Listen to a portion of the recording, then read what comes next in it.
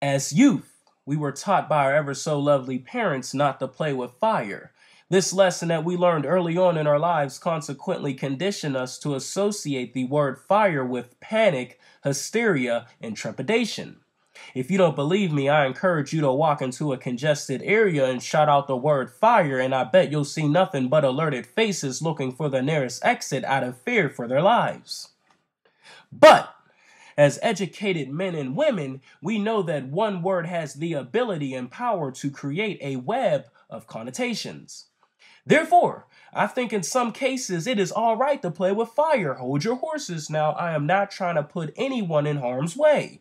All I'm trying to say is that we can reach a point where we are on fire, whether it is in our relationships, careers, internships, academics, athletics, whatever it may be. But before we can be on fire, we must play with fire. Let me break down my point. Chemistry teaches us that a fire occurs when a fuel, such as gas, for example, is put in contact with oxygen at high temperatures. Therefore, when the amalgamation of gas and oxygen is put into an area that has reached high temperatures, oxygen atoms from the air and carbon atoms from the fuel are able to break free and form molecules such as carbon dioxide.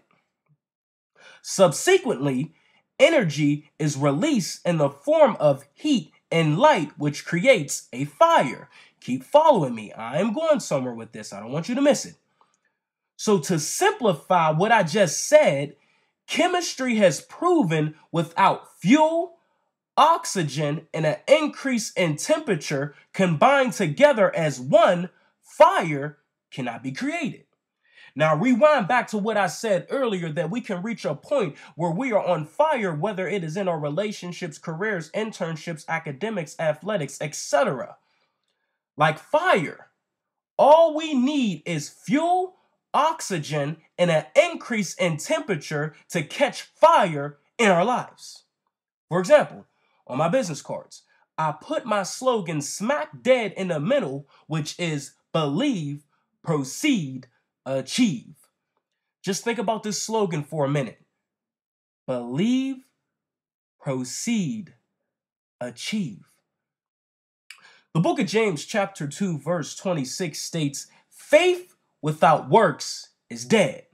Thus, we cannot proceed to work towards our goals without believing in them first. Because if we fail to fuel our goals through our belief and faith in our goals, unfortunately, our goals are pronounced dead.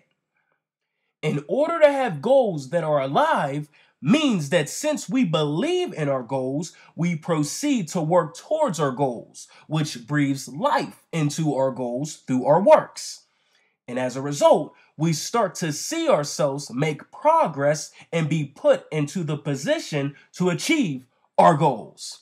That's what my slogan is all about. Therefore, if we muster up enough courage to forget about what anybody said or done to us, focus on the task at hand, and fuel ourselves with the confidence that will lead us to believe in our goals, our fuel simultaneously combines itself with oxygen, which will breathe life into our goals. Then as we proceed to work towards our goals, our ambition intensifies, increasing the temperature, and before you know it, we on fire, baby, and nobody will be able to put us out.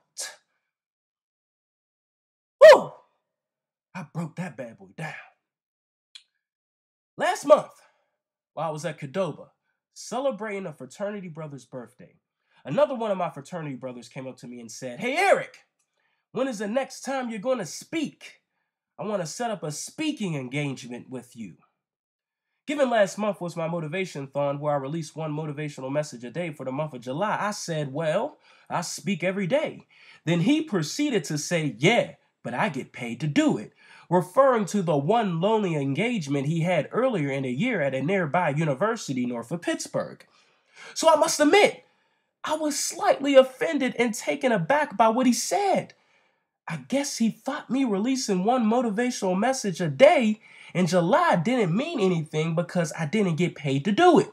What a put down. So much for brotherhood, huh?